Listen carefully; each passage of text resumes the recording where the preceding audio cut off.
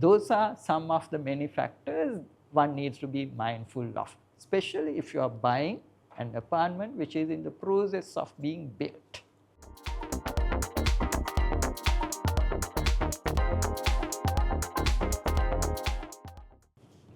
So let's say someone's buying an apartment. Could you clarify to them what would be the legal difference between a new development, which is basically an apartment that's being constructed, or a resale unit?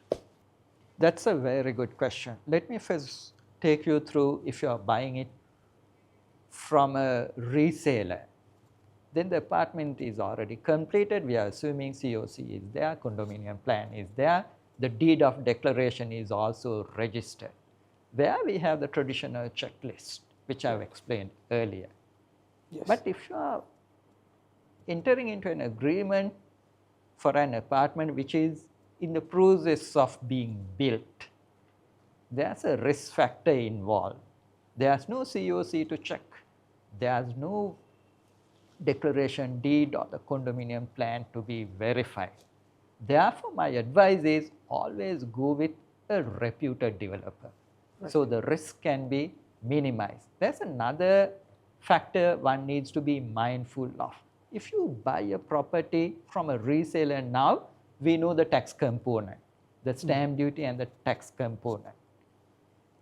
If it's already being built, it may be completed within next 5 years, during which time new taxes may be introduced by the government. By that time, the apartment is completed. There's a clause generally in the agreement.